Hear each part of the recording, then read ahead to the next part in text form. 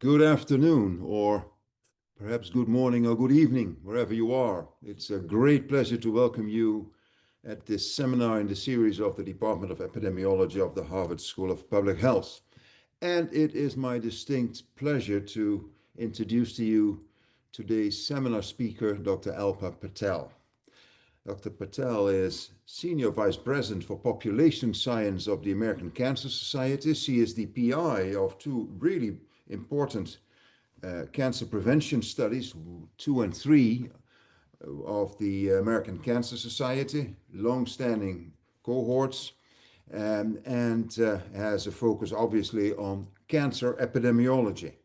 Dr. Patel earned her MPH in epidemiology at Emory and a PhD and doctoral degree in preventive medicine with a concentration in epidemiology from the Keck School of Medicine at USC.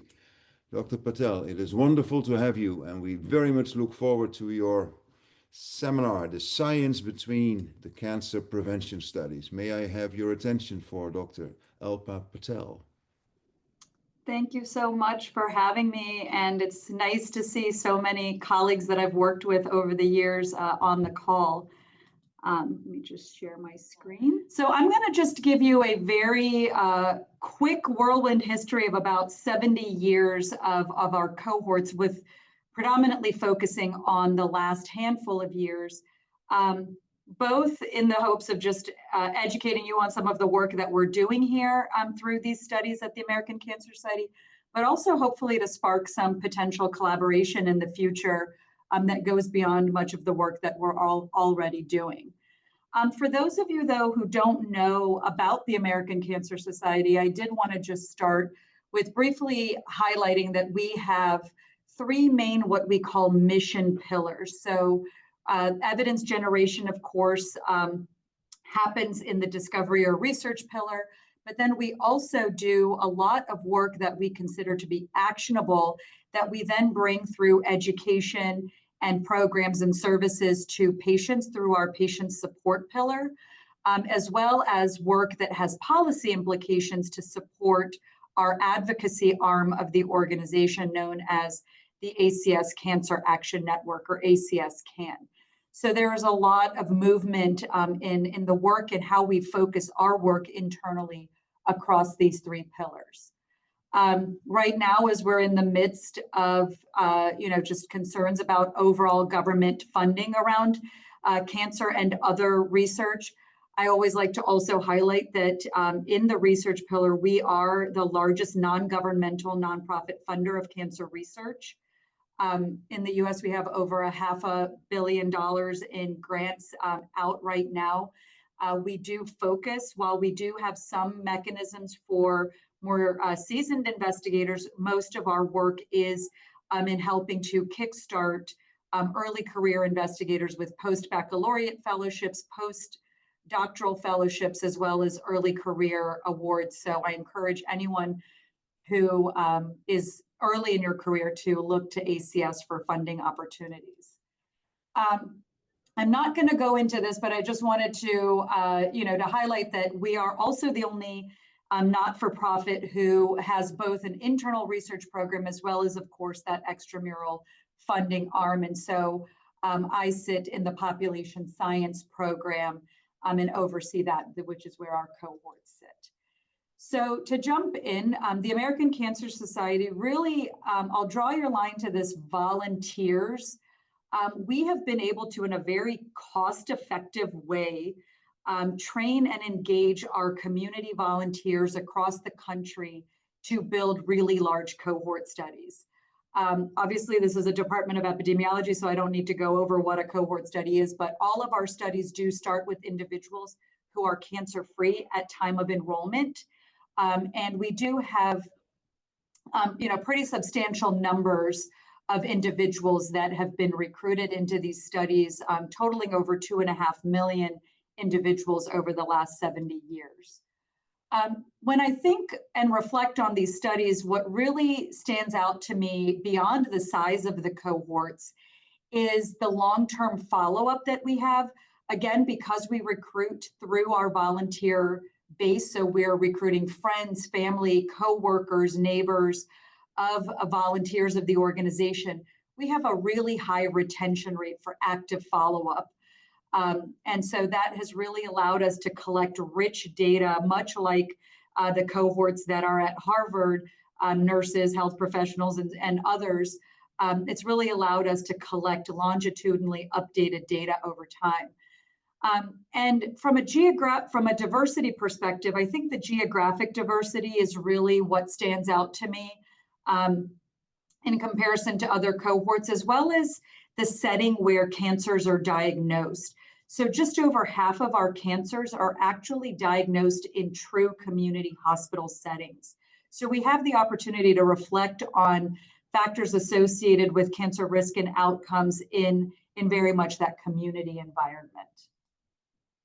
So I'm going to very quickly just highlight one or two things from each of these studies to give you a flavor of some of the impact that we've had. And I'll start with the Hammond and Horn study, which only ran for 3 years. At this time, about half of adult men in the United States smoked cigarettes. And there was this rise in lung cancer death rates that had been observed and potentially attributed through smaller case control studies to smoking. This study really focused in men only on smoking habits. This is what these are Doctors Hammond and Horn collecting the data by paper surveys. So again, I mentioned that, in the early part of the 1900s, with the advent of machine-rolled cigarettes, there was a much cheaper and faster production of cigarettes, which led to a higher uptake of per capita cigarette consumption, and then, of course, this rise in lung cancer death rates. So the British doctor study in the UK, along with the Hammond and Horn study, published around the same time to show that there was this excess death in observed lung cancer deaths, as well as coronary deaths and total deaths among individuals who smoked at least one pack a day. And so this did not require much follow-up. What is really interesting is that Dr. Culver and Dr. Hammond actually both smoked cigarettes and then switched to pipes, which of course, shows how the evolution of tobacco-related research has continued at the American Cancer Society and elsewhere. But to then show the impact, again, going back to the purpose of these studies and why the American Cancer Society has invested in them for as long as they have, is that decrease in per capita consumption of cigarettes, as well as then the subsequent decline in lung cancer death rates, were not just through the generation of the evidence alone, but there were continued studies to understand these associations that were necessary. But there was also a lot of work to introduce advertising bans and then excise taxes related to tobacco in all states, and then continuing to do work around both firsthand as well as secondhand smoking exposure, the introduction of smoke-free laws in the early 1990s. And so this is where we work very closely with our patient support and advocacy arms of the organization to be able to influence actual change at the population level. Going forward now to CPS1, what became evident through the building and follow-up of the Hammond and Horn study was that we had the opportunity to leverage large numbers of volunteers to recruit really large study populations. So we went from 188,000 men to just about 1 million individuals across 25 states. We did include women in this, and enrollment criteria were simple. It was anyone who was over the age of 30 who had not been diagnosed with cancer was invited to provide information through self-administered surveys. And here we expanded on topics beyond smoking. So again, those that are younger in the room who don't know what this looked like, these are the punch cards that were used for data processing and the boxes and boxes of surveys that were collected from these individuals. What was also really interesting is that this is all before the introduction of automated linkage to the National Death Index. So our volunteers not only recruited these 1 million participants, but they then every 6 months sent in status updates on those individuals that they recruited to say this person is still alive. If someone was deceased, they went and actually collected the death certificate to be able to abstract cause of death. So there was really this longitudinal relationship, not just with study participants, but with the volunteers who recruited them as well. And with the study that I wanted to highlight from CPS-1 was really the first work to document that increasing body weight or composition, it was associated with higher risk of overall mortality. So, and this was true for both all causes of cancer as well as cancer deaths overall. So again, really important contributions. So again, fast forward roughly a generation, in 1982, we launched the Cancer Prevention Study 2. This study, we did stop a follow-up for mortality after 40 years in 2022. So we have a complete 40 years of cause-specific mortality. These individuals were across all 50 states as well as DC and Puerto Rico, and completed an extensive lifestyle and health history survey at the start of the 40 years. We continue to build on the early work in tobacco and obesity through the mortality cohort here, continuing to look at now, again, not just cigarettes, but pipes and cigars, and the burden of various tobacco products on overall health and longevity. And of course, many of you I know are familiar with the work that was done by the late Jean Cal to understand cause-specific mortality from different types of cancer in relation to excess body fatness as measured by BMI, and really highlighting, you know, the broad range of cancers that we now, of course, know are obesity related. We, however, in the early 1990s, as we saw that there was increasing survival from cancers, there was the need to be able to follow for both cancer incidence as well as mortality.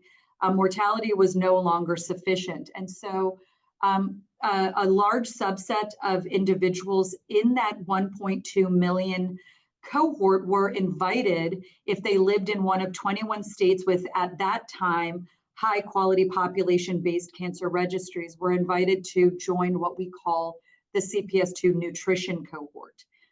This subpopulation of about 190,000 individuals is followed for both cancer incidence as well as mortality. And beginning in 1997 and every 2 years thereafter, we did administer an updated survey to update lifestyle and other factors that may have changed. So to give you an idea of just some of the things that we've collected over time, out of the 100, after some exclusions, 184,000, we went back in the late 1990s and invited nearly 40,000 individuals who were near a Commission on Cancer hospital to provide a blood sample. We augmented germline DNA with an additional 70,000 individuals to whom we mailed a mouthwash kit to get buccal or cheek DNA. And then we did collection of tumor tissue for select cancer types retrospectively in the late, right around 2010. We also, because of the repeat follow-up and maintenance of addresses over time, everyone is geocoded at every known address, and we've linked to a variety of environmental data sources. We've also used identifiers to link to all parts of Medicare, beginning in 1999, when the vast majority of our participants were age 65 and older. So to give you a couple of highlights of CPS2 nutrition cohort, this was, you know, an important contribution around the impact of consumption of red and processed meat with the incidence of colorectal cancer. and one of the earliest studies that really highlighted this in a prospective study design. I actually joined in the late 1990s here at the American Cancer Society and have focused the majority of my work on physical activity in cancer because a couple of years before joining here, in the Surgeon General's report on physical activity and health, there was one sentence in the report that said that regular physical activity may lower risk of colon cancer, but data were too sparse for really any other cancer. So it felt like a nice area to focus my career path. And so I spent a number of years looking across a number of different cancer types. But then what we did is we actually came together with some of the cohorts at Harvard, along with a handful of other cohorts, to do a robust pooled analysis with studies that similarly asked about physical activity to actually look at what the relationship was across a number of different individual cancer types. And if we look today at the state of the evidence in the last US report from the Physical Activity Guidelines Committee, there are now 7 types of cancer that are considered conclusively or convincingly linked to physical inactivity. So this is a lot of progress. Although, of course, we still have the challenge of how to increase physical activity levels among those who are insufficiently active. We similarly have seen that there has been this decline in overall physical activity with an increase in sedentary time. And so we've done some work to look at how the combination of these movement behaviors interact with another.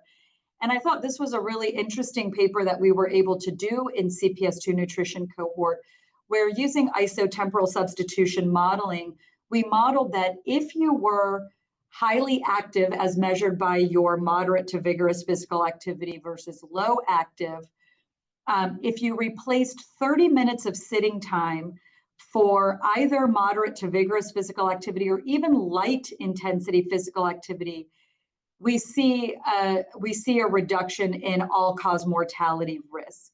And so this is a really nice message that if you are highly active, the amount of sitting time you do or increase or decrease may not have as much of an effect on premature mortality, but for those that are moderately or low active levels, the replacement of even 30 minutes of sedentary time could be very beneficial.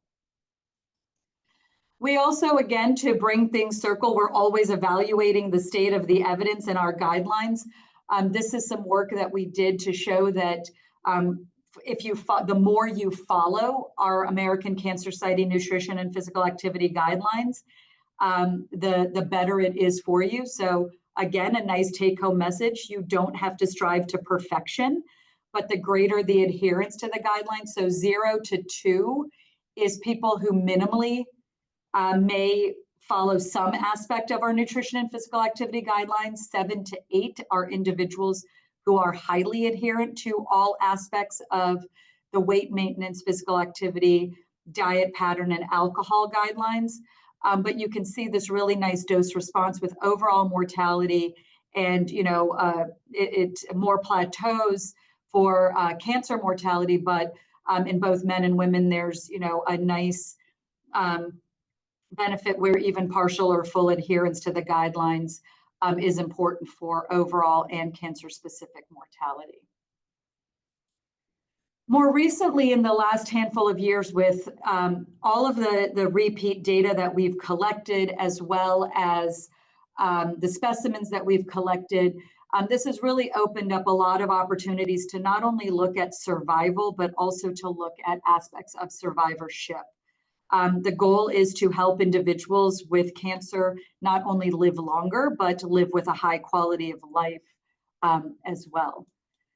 So we did some work, again, bringing in our Medicare data, where we were able to look at claims around fractures in individuals who are aging but without a cancer history, as well as cancer survivors, to look at whether or not the risk of fractures, which we know is a problem with aging as a whole, but more pronounced among individuals with a history of cancer.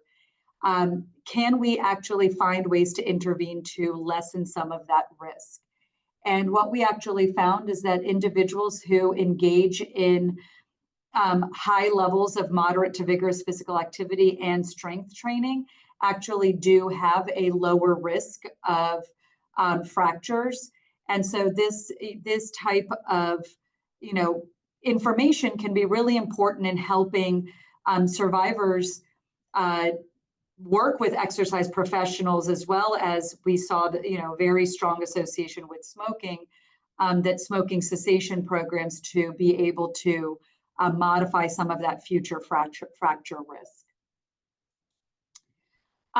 Using the germline DNA that we've collected from collectively between blood and buccal cells, 110,000 individuals, we also want to be able to look at things like polygenic risk scores. And so here what we did is among breast cancer survivors for whom we had the polygenic risk score, we looked at tertiles of polygenic risk, and this is polygenic risk of obesity, not of breast cancer. This is not the polygenic risk score for breast cancer, because these are already individuals who have been diagnosed with breast cancer.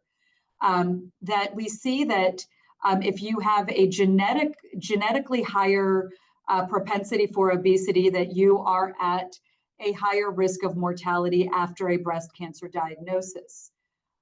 What we absolutely don't want to do is, though, say, well, you're genetically, there's doom and gloom. So what we then did is we looked at, based on your underlying genetic risk, so to orient you, those with, in the green line are those with the highest genetic risk for obesity.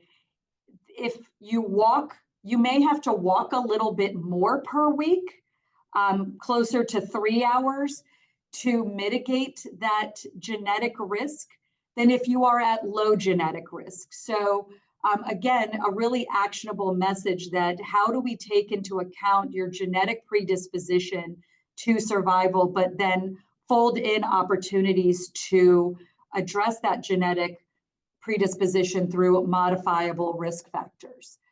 So you're not doomed by your genetics, and we can actually mitigate that risk. It just may be that you have to engage in a slightly higher level of that lifestyle behavior, like walking. So we've also used, beyond survivorship, about 1 in every 10 new primary cancer diagnosis is a second cancer among individuals with a cancer history. So it is really important to understand, for individuals that have had a cancer diagnosis, how can we help reduce their risk of a second cancer diagnosis, because we know that they are at higher risk for a subsequent diagnosis. So among our nearly 30,000 survivors of a first cancer, we have a large number with Medicare data, a large number with genotyping data, but we also have the overlap of those. We have about 8,000 individuals for whom we have both Medicare as well as genetic information. And so in this group, what we've been looking at, and this is a paper that is under review by Clara Baudouin in my group, is we're looking at a pan-cancer polygenic risk score and risk of a second cancer. So we know that polygenic risk scores put you at higher risk for certain types of cancer for that first cancer, but what we actually see is that that genetic risk carries forward even into your second cancer as well. And so it's important to think about how we need to incorporate genetics into ongoing surveillance of individuals with a history of cancer. We've looked, though, at other factors as well. So we've looked at the association of excess body weight, which we know is associated with at least 13 types of cancer. What does that mean for your risk of developing a second cancer if you've already had a cancer? So these are not just individuals that have had a first cancer that was obesity related, but have had any cancer. And based on their BMI, we see that their risk of a second cancer goes up with higher BMI, and even more so if that second cancer is obesity related. And we've similarly done this with smoking as well. So we've looked at individuals based on their smoking history, whether they are currently smoking, whether they are former, and have quit, and by how long ago they quit. And what we actually see is that even for those individuals that quit 30 plus years ago, there is a modest elevation of risk of developing a second cancer. And so again, how do we think about perhaps more active surveillance of these individuals? So switching now to the last of the cohorts is the Cancer Prevention Study 3, which I've had the privilege to lead from inception. And this study is just over 300,000 individuals between the ages of 30 and 65 at enrollment. It is smaller than CPS1 and CPS2 because we made the investment to collect and bank a blood sample on everyone at the time of enrollment, so that we were well positioned to be able to incorporate genetic and other risks that can be measured through these blood samples.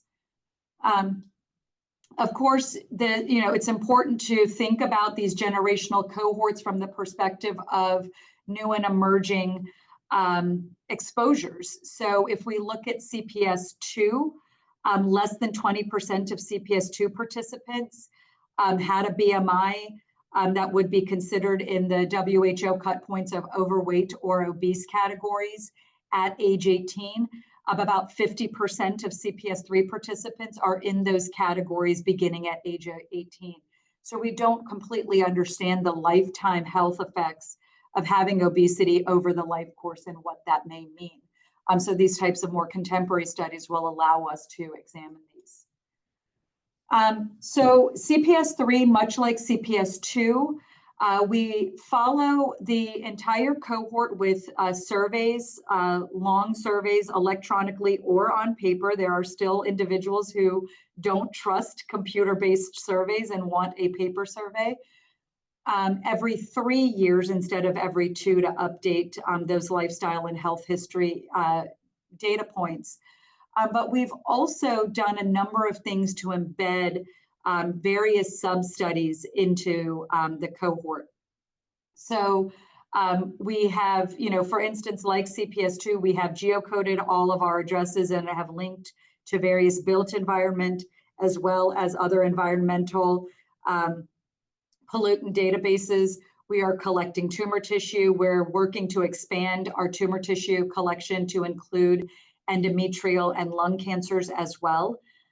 We completed accelerometry, research-grade accelerometer collection on just over 21,000 individuals. We have onboarded about 70,000 participants into a participant portal where they have consented to be approached 3 to 4 times per year for invitation to provide more survey-based and other data. So things like a video-based 30-second sit-stand chair test and other types of things that we can now administer remotely to participants. We use the portal for that. We completed collection of 13,000 participants with paired saliva and stool samples for the oral and gut microbiome. We worked actually with Andy Chan and others to push out the symptom tracking app for COVID. And we have also embedded our first behavioral intervention in 400 survivors of physical inactivity related cancers to work on a 1-year-long web-based intervention to increase physical activity among cancer survivors. And we just wrapped up collection of repeat blood samples on a large subset of participants. So these data have allowed us to start getting into, again, some new and emerging areas, things like cannabis use and their relationship with cigarettes. This is a lot of work that is influenced by our advocacy colleagues around what legislation should look like for the legalization of cannabis. But in this study, we looked at whether or not smoking marijuana was actually influenced your ability to quit combustible cigarettes, and found that there was no association between the quit rates of either.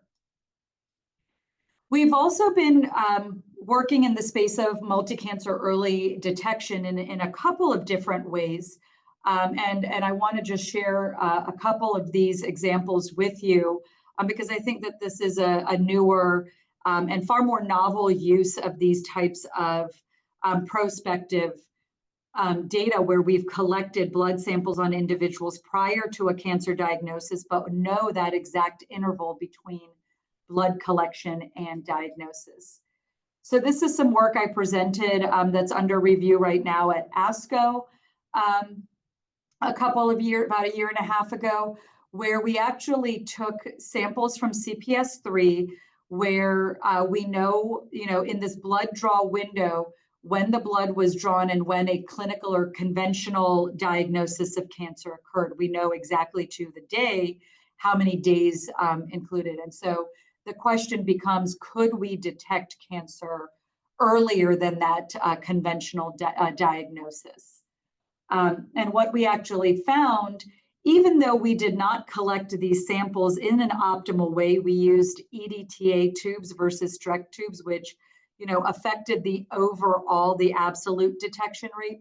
We actually saw that, in particular for cancers that are more aggressive or eventually fatal, we were capturing those and able to detect those cancers. And we were less likely to cap or identify those cancers that were not as aggressive. And this becomes really important. It's not only that we were able to detect that cancer signal, yes, no, but through these blood samples, a very high level of accuracy in terms of the cancer signal of origin.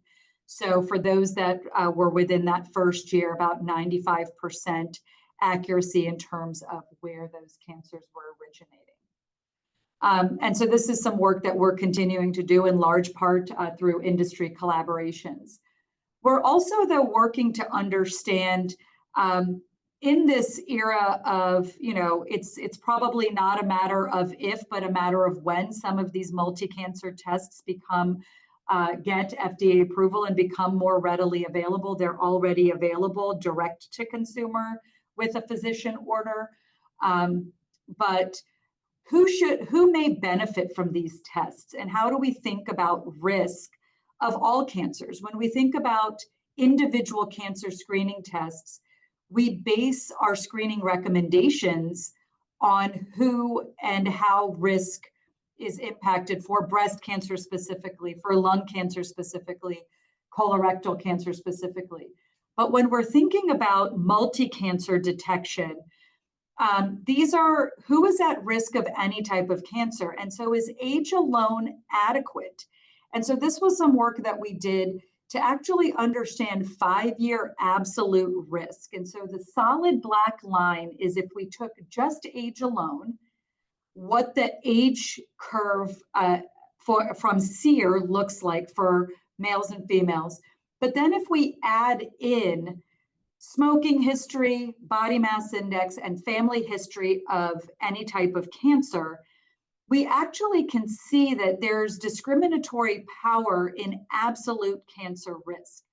So if we look at, for instance, an individual who has a BMI greater than 30 and is currently smoking at age 45, they have a higher absolute risk than individuals who have none of those risk factors a full 5 years later. So how should we be thinking about the inclusion of other easy to measure risk factors in screening, in enhanced screening recommendations?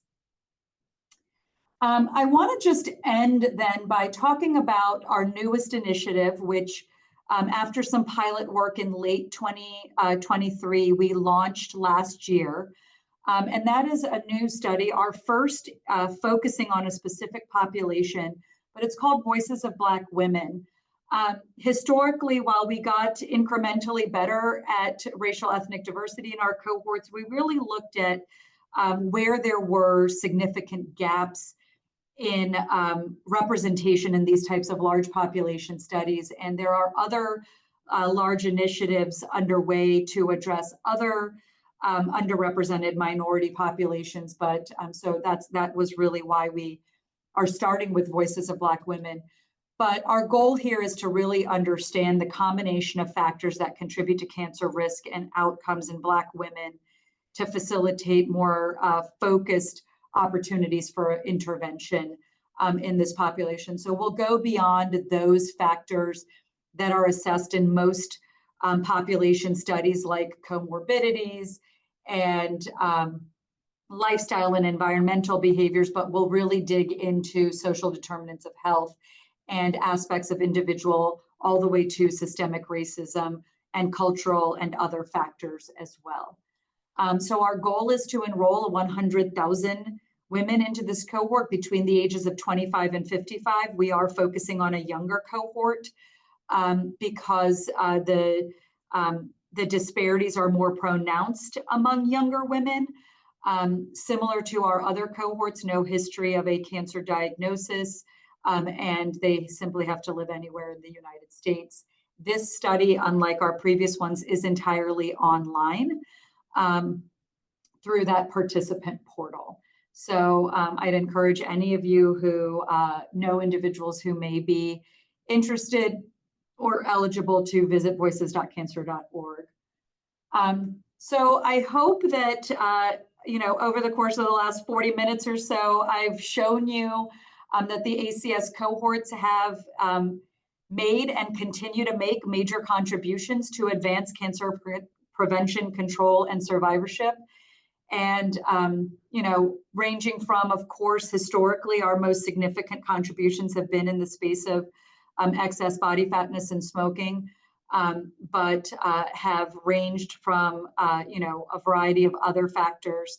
And while in the interest of time, I didn't get to talk about it, we have also worked in close collaboration with colleagues, including one that is on the call today, Alberto Ascherio, to validate other health outcomes. And so we've done work together around Parkinson's and other health outcomes that go beyond the scope of what the American Cancer Society focuses on, but really leverages the power of all of the data that we've collected from our participants over time. So even if you are not in the cancer space, but have questions that you think would be of value to bring to our cohorts, we welcome the opportunity to collaborate.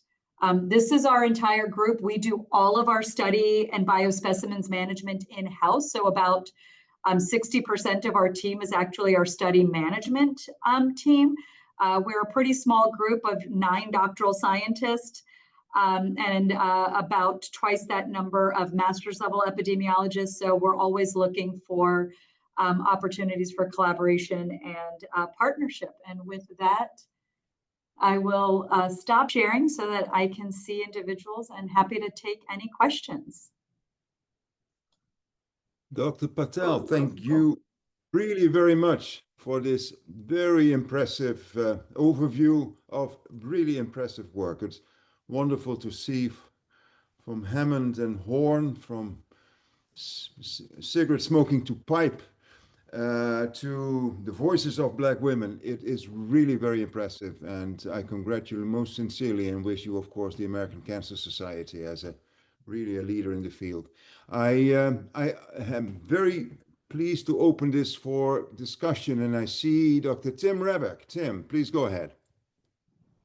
Hi, thanks very much, Alpa. That was amazing, and just incredible to see the impact that ACS research has had. And one of the things that really struck me was the juxtaposition between the kinds of early findings, cigarette smoking, that had clear translational and public health policy implications, and compare that directly with things like PRSs, which are Right. also very important and amazing and interesting. But I wondered if you could comment a little bit that now that we're in the world of PRSs and effects that are small and complex and things like that, how do we better think about, is it a data question? Is it a translation question? What is it that will help us to make public health impact with something like a PRS?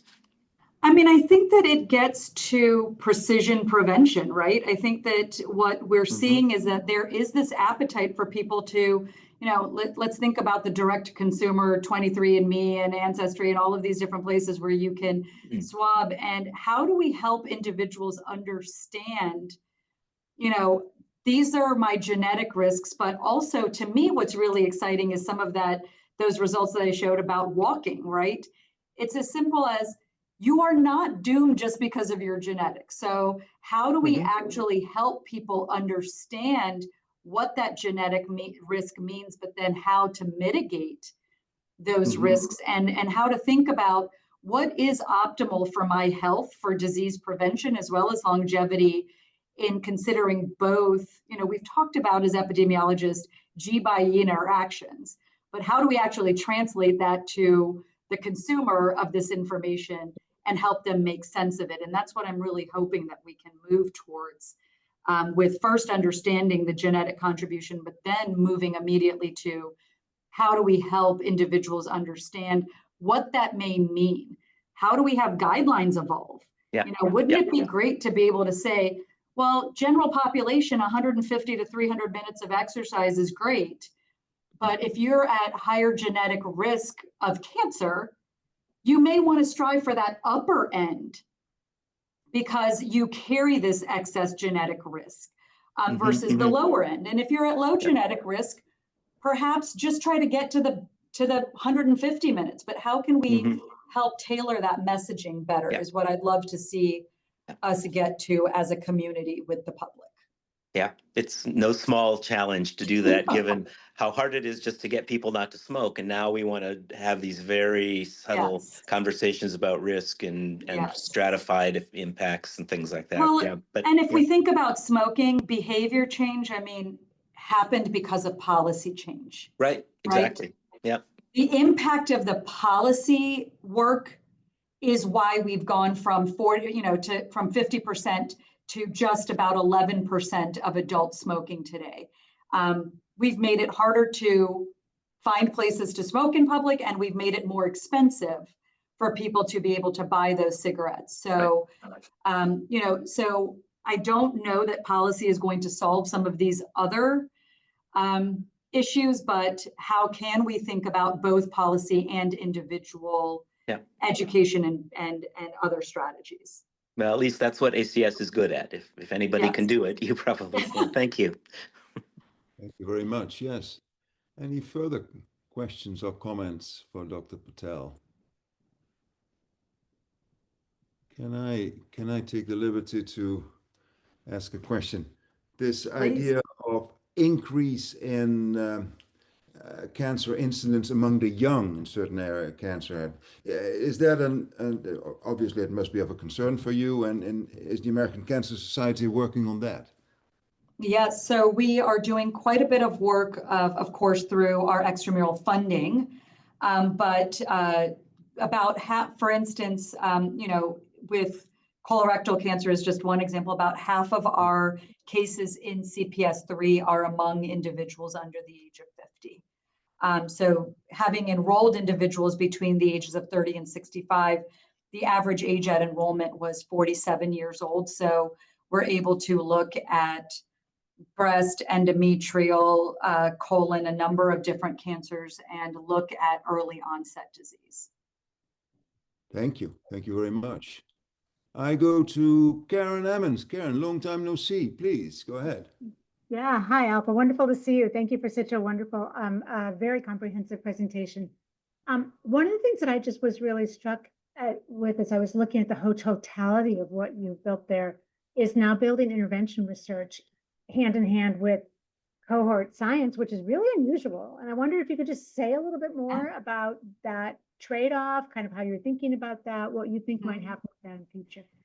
So the good I would say the upside is that, you know, we intervene for a very short period of time. So we're not, we had a lot of discussion with various individuals in an advisory group around whether or not this was disrupting the observational nature of the study. The reality is that many of these individuals may be seeking intervention or support in other ways, right? We're looking at what the relationships to disease occurrence or survival is. The positive, I will say, is that we have longer term follow-up, right? So for those 400 individuals that with a history of cancer that we enrolled in that first behavioral intervention, we've already now been following them for 2 more years after that. So we're able to extend that follow-up beyond the intervention period to see, are these behaviors sustained? And this is a major limitation of a lot of these shorter behavioral intervention studies, is they don't have the infrastructure or budget to be able to do that longer term follow-up. So we're able to look at those aspects. So I think that, you know, in a thoughtful way, it can have a lot of value because of the ability to follow individuals longer. And we're looking at, you know, where and how we may potentially embed some additional interventions. Thank you. Thank you. Dr. Conrad Stopsack, please. Well, thanks. Thank you for a fantastic talk. There was one thing at the beginning of your talk that really struck me. Of course, this is something that's very well known about ACS, and that's that big role that volunteers play. In many studies, we equate volunteers with the study participants, but for you, volunteers are the people who conduct the study. And I'm curious about your perspective on how that role and that engagement has changed over the years, because of course, society is working differently. So how, to what extent are you now able to rely on volunteers to conduct studies? So we still, so if you know, in CPS2, it was very much, we had 77,000 volunteers, each charged with recruiting 10 to 15 people that they could keep track of, because again, they had to provide those mortality, the vital status updates. For CPS3, it was 25,000 volunteers. So we saw, you know, definitely a decrease in the number of volunteers necessary because we had in-person enrollment events that volunteers work. But for us, the value of volunteers continues to be, you know, media alone and, you know, marketing alone is not going to be able to, especially for instance, with a population like Voices of Black Women, is not going to be sufficient to help women feel comfortable in trusting us with their data. And so the volunteers are through partner organizations that have established trust in the Black community, you know, sororities, groups like that, that have reach into the community that goes beyond what we would be able to do on our own. So their role is still significant, but their role is different today for sure. Great, thank you so much. Alberto Ascerio. Alberto, please go ahead. Yeah, thank you. Congratulations, Alpa. Amazing job. And thanks again to all the team there for basically 30 years of amazing collaboration. I just had a question on the CPS3. You mentioned you're been collecting a second blood sample, 12,000 people. What is the target there? This is a really unique feature. There are not many cohorts with repeated samples in the planet. So we're really leaning into the space of helping to advance the science around blood-based detection of cancer. And so we oversampled for individuals that are 50 and older, smoking history, and family history, so that we could enrich, and we collected in Streck tubes. So that we're, you know, we followed the clinical protocol for sample processing so that we can really work in this space while we continue to do our more traditional epi analyses. But that was the main motivation, is to be able to inform a lot of the science around these blood-based early detection markers. Thank you. So we have a lot of blood and we have no labs here. So please feel free to always propose projects that use these blood samples. Thank you for the invitation. Yes. May I invite, are there others for a final question?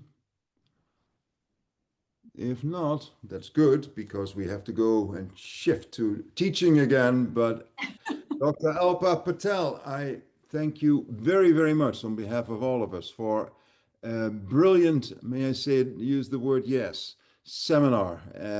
Very, very impressive work. I thank you most sincerely. And I invite all of us to our next seminar, which will be an in-person seminar in Kresge 502 for those of you who are in Boston, but also online. This is Tyler van der Wele talking about his big flourishing study. And then after that, in December 8th, it's a Monday this time, we have the annual Cutter lecture. And this year, the Cutter lecturer will be Katrina Armstrong from now Columbia University, but before that, from our school and our department.